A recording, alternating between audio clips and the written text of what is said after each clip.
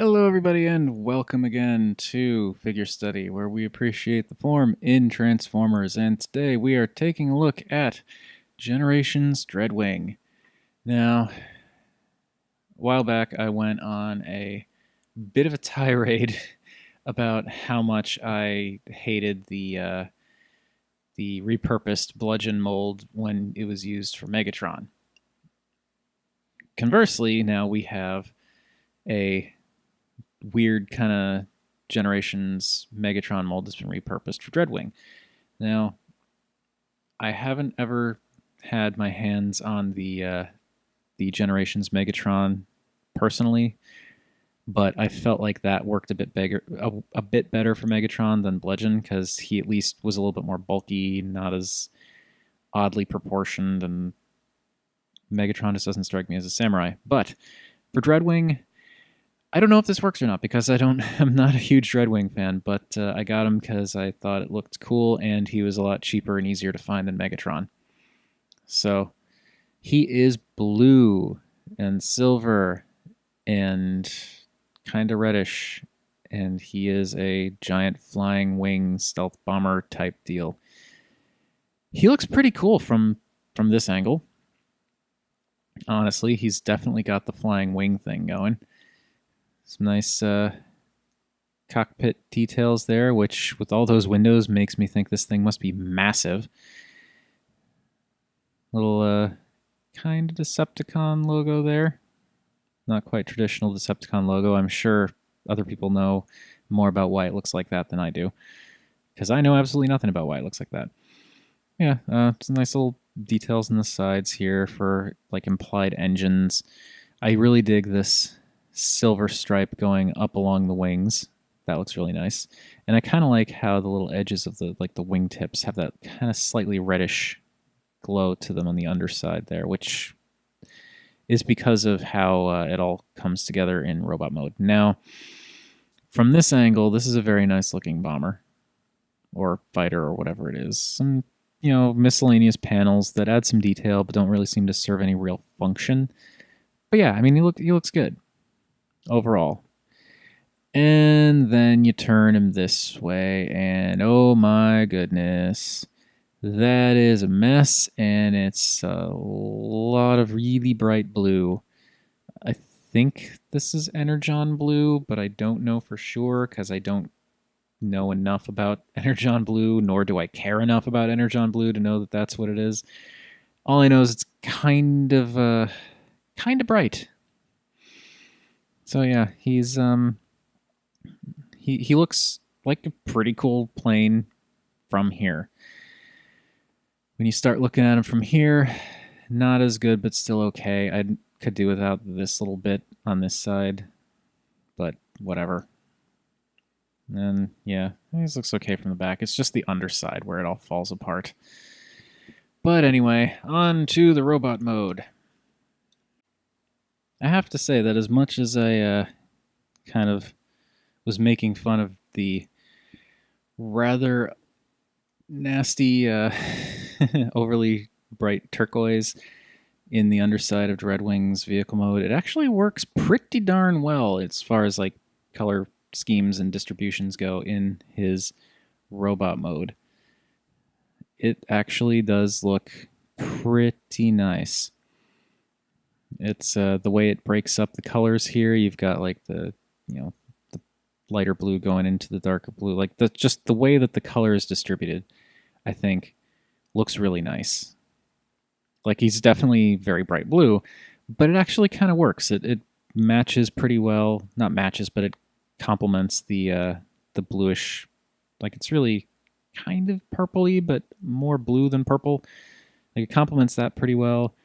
You can't really see his head that well because it's so dark, but yeah, it's a nice color distribution. It's a nice color scheme. I dig it. Now, his head, that's not his head. His head is kind of difficult to make out because the head itself is so dark.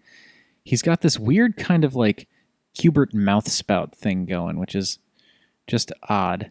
I mean, I don't dislike the head, but it's an odd shape And it's kind of disappointing that there's no real paint on it. It's just black with like the red for the light piping, which you can't really see that well just because of the way I've got the lighting set up. So his head kind of gets lost with everything else. This panel back here just kind of makes it blend in a little too much. And I have an issue with like the floppy wrists, which is really annoying because I don't like to, like I try to avoid having the gun pegged to his arm because you can do that. But, you know, this was originally a Megatron figure, and that, you know, great for Megatron, but that's kind of Megatron's thing, so I feel the need to not peg that to his arm. So when I put it in his hands are just super floppy, and it's just kind of eh. Anyway, this gun is interesting too. This is actually the wingtips, which is why it's got that like red sheen to it, because it's actually this translucent red plastic that has been painted over. And I think that's actually really cool how the wingtips turn into, like they combine and slightly shift, because you can push those in, you can kind of see the wingtips now. But yeah, you slide it out and it makes a neat little gun. That is neat.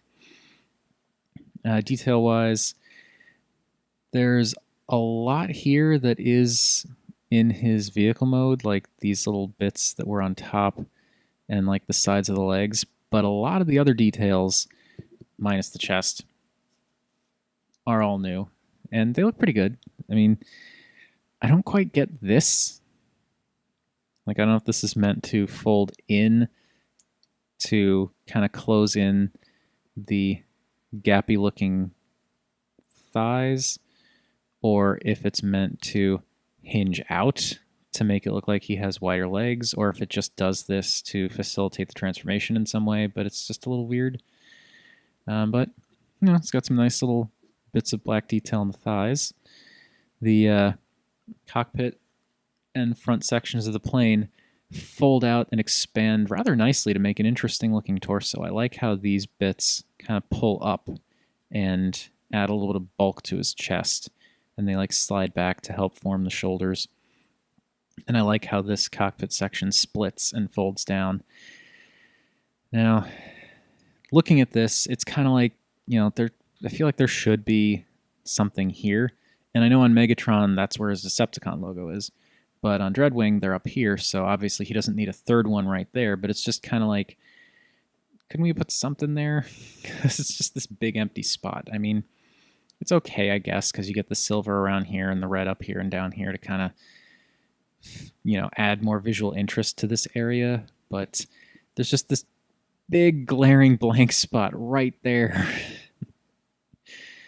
It's a little distracting. But anyway, I mean, Dreadwing looks pretty cool. You know, I'm not entirely sure if I would have preferred him as Megatron or not, because Megatron has the darker paint scheme, and he's Megatron, and I'd be able to do like the gun clipped on the arm thing without it feeling weird. But this is definitely not a traditional Megatron shape. Gotta admit that. Yeah, thought I could fold those out a little more, but I can't. But yeah, I mean, he's not a bad looking robot, and I do really like how he doesn't really have any kibble whatsoever. Like, there's this tiny little bit for his back, but really that just kind of fills out his back. Yeah, he looks good.